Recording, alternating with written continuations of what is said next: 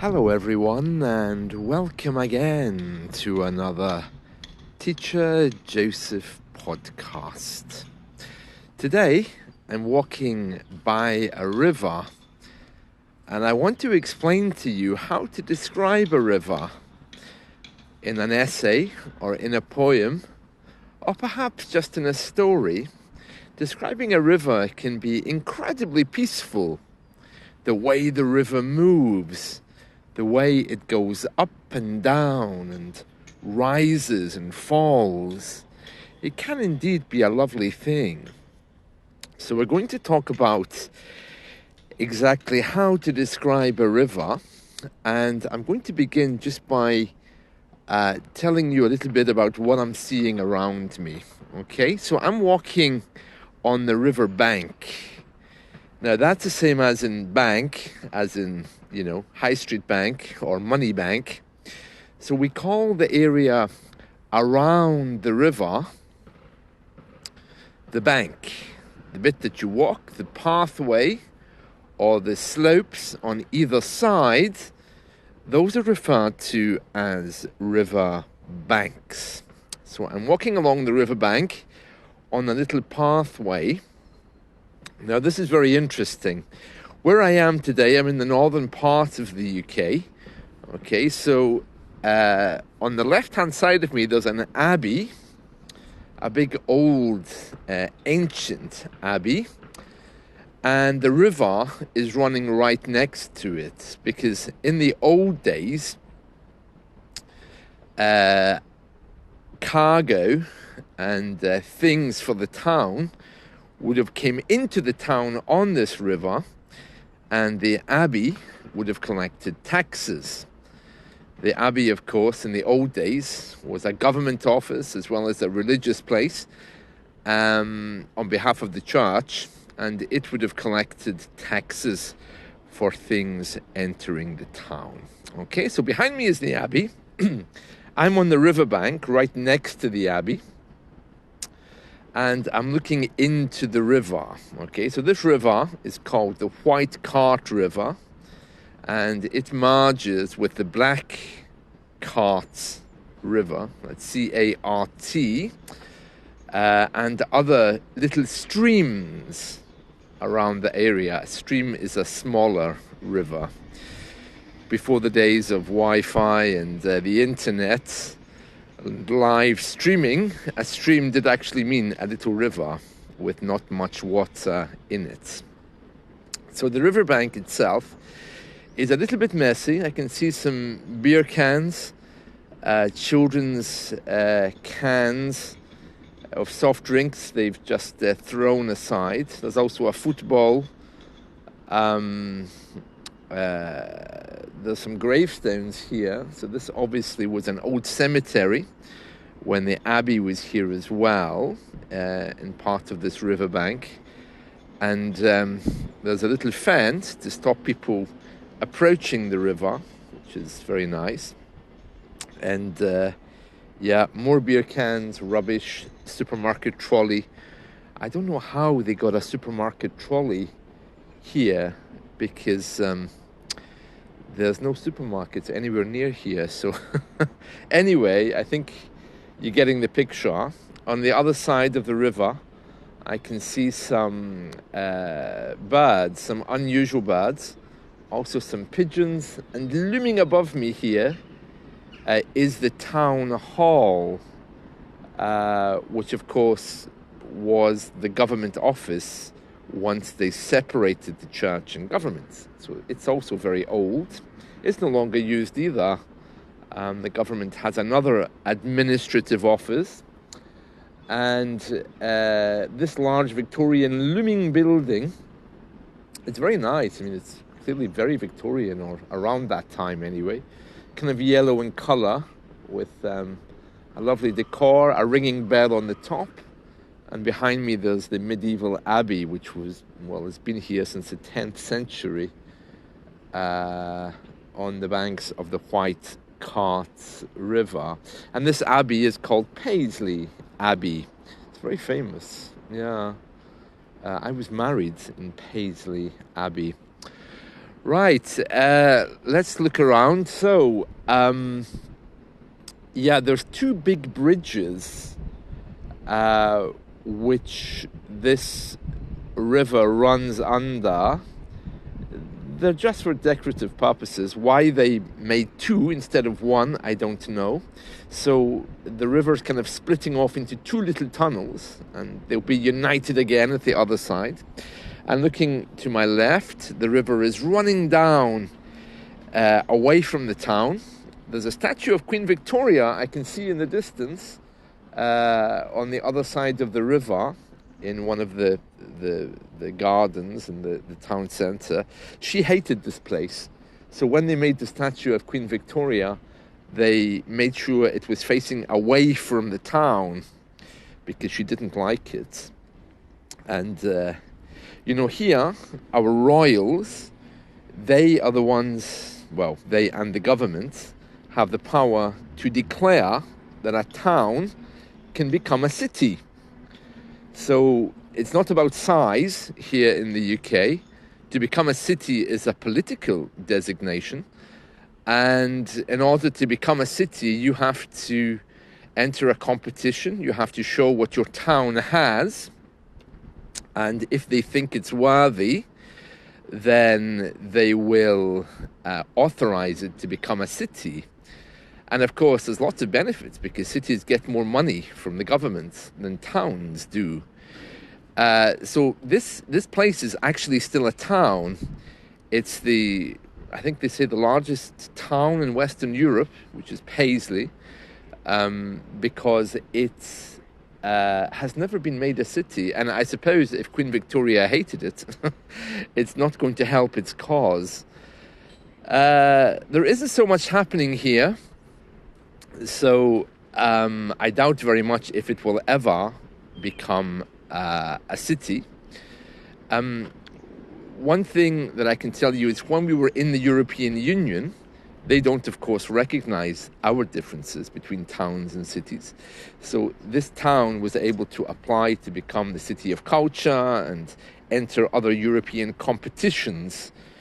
It didn't win any of them, and that's something of the past now, of course, because we've left Europe. But let's get back to this river. So, it's very nice. I mean, clearly the banks of the river at some stage have been renovated because I'm just walking down here. It's a sunny morning. There's little seats on the grass for people to sit on if they want, little benches. And in this particular part, moving away from the cemetery and the supermarket trolleys and the beer cans, it's much more beautiful, okay? And you can probably hear behind me there's someone working, laying a new pathway quite close to where I am. Right, so that's died down. The noise in the background is a little bit quieter, so I'll continue. The one lovely thing about this river is the way in which the trees are hanging over the riverbank, creating a kind of a sheltering effect. Of course, because spring is not here yet, these trees are bare. They don't have any leaves on them, but they're hanging almost touching the water. And the water itself is very clear, so I can see it reflecting some of the buildings on the other side, which are overshadowing the riverbank. You know, when you do a jigsaw puzzle, sometimes they have a lovely picture of a building and the reflection of the building in water, just to make the jigsaw puzzle harder. Well, it's kind of like that. There's a slight ripple effect on top of the water. It won't be caused by boats because I'm sure the river is not deep enough. In fact, I can see that it's not deep enough to have boats coming up here these days. But the riverbank is actually quite high, which indicates that in the wintertime or during storms, the water rises significantly. I don't know what's causing the ripple, in the water. I'm guessing it's either birds or maybe something's happening a little bit farther down. It might just be a breeze, or it might just be a sign of the water moving. Because ultimately, of course, these rivers, through a maze of other rivers, end up in the sea. This is, after all, a very small island we live on here in the UK. The UK is surrounded by water, so these rivers will be running into bigger rivers, which will eventually wind their way into the sea, or at least into a larger canal. So my point is, they're going somewhere. So water is flowing, so it is moving, and that's what's causing this little ripple. Now, you can use the river as a metaphor for all kinds of things. You can talk about the river of life with its ups and downs and its winds and turns. A much more common way to talk about the river, of course, is comparing it to time. Time waits for no one, for no man. It marches on, and this river is no exception. It's moving, and it's been like that since, wow, who knows when this river first came into existence, but it was definitely here around the 10th century when the Abbey was here. And the Abbey is still here, of course. To use it as a metaphor for life and of time and for the ever-changing moments that we go through, the seasons of time, you can easily compare that to the movement of a river with all of its ups and downs, storms and calms. It kind of reminds us of what we go through in our lives. The darker parts of the river, of course, caused by pollution and mud, could easily be matched to our darker thoughts. And sometimes, older people, when they're walking, they have to deal with a lot of dark thoughts. Not anything sinister or very bad, but as we get older, sometimes there's less people in our lives, and there's more things to deal with. You'd think it would be the opposite, but it's not. But walking along the river is a good way to sort your mind out, blow away the cobwebs. Oh, that's the town hall bell ringing in the background there as well. I think you can hear that. I was talking to someone who came to live here from Russia a few days ago, and he was walking along a canal in the south of England. And he was just doing some exercise. He was jogging, and as he was jogging, there was a group of drunk people, and as he tried to jog past them, they caught him and they pushed him into the river. And he was very shocked by this, and he was saying he didn't think those kind of things happened here. Well, those kind of things really do happen here, and if you are taking a walk along any river and it's not in a city centre or near a city centre, be very careful. If you're around London, at Paddington Station, there's a lovely canal you can walk down, but parts of that can be quite lonely and barren at different moments. So you need to be very careful if you're walking. Just be aware of who's near you, because someone could steal your bag or do some horrible things. So those things do happen here. Of course, the safety in numbers, so walking with someone is always a good idea. But you need to be quite careful. Where I am is fine. I mean, there's never much happening here, although at nighttime I wouldn't walk here alone, that's for sure. Too cold anyway, dark and wet and miserable. But yes, so for those of you who think that the UK is some kind of solace or great place without crime, you would be very much mistaken. Increasing political problems and boredom amongst young people are all contributing to different things happening. So the river is continuing to wind all the way through this town. As it continues, it's making its way out of the town, past the old thread mills, and it's really heading into the countryside. And at that point, I don't think you'd be able to walk on its banks because it would be too muddy, and I don't think there's a clear pathway there.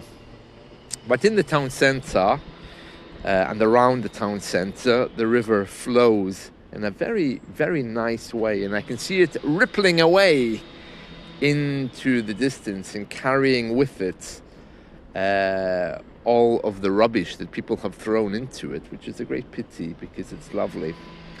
We do have days here which are for clearing up the river.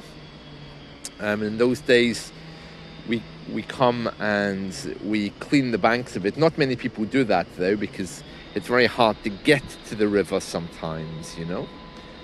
And yes, just to finish then, just take a moment to write down some words that you would associate with the river, words that you would associate with your own life, and see if you can bring a comparison. You might get a lovely story from that. So just to close with some descriptions then: winding, rippling, gently moving.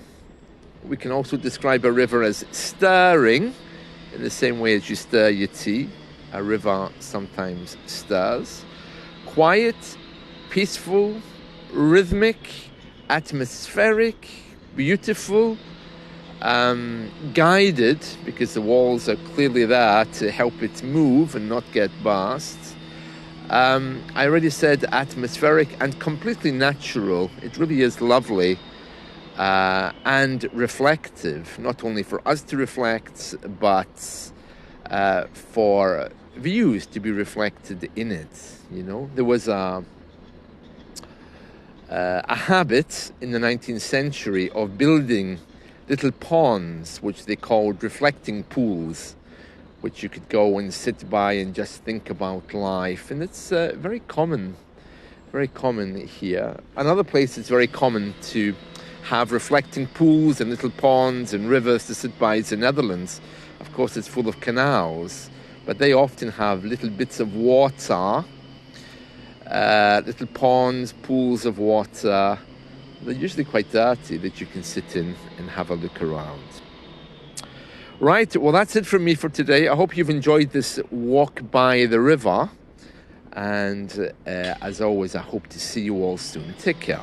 Bye.